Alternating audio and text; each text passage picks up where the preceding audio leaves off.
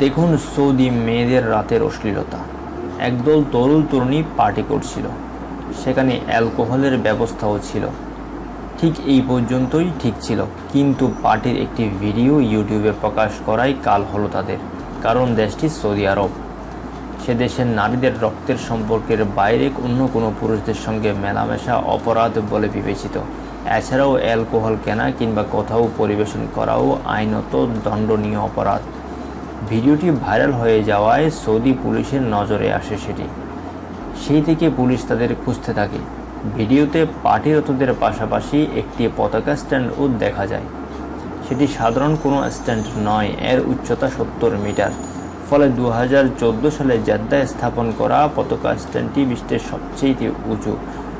পার্টিটি হচ্ছিল সেই স্ট্যান্ডের পাশে অবস্থিত একটি ভবনের বারান্দায়, তাই ভিডিওটিতে পতাকা স্ট্যান্ডটিও দেখা গেছে। ভিডিওটি 20 ডিসেম্বর ইউটিউবে আপলোড করা হয়। পুলিশ তদন্ত দল ইতিমধ্যে পার্টিতে অংশগ্রহণকারী কয়েকজনকে গ্রেফতার করেছে বলে জানিয়েছে আরব আমিরাত থেকে প্রকাশিত ইংরেজি ভাষার দৈনিক খালিজ টাইমস।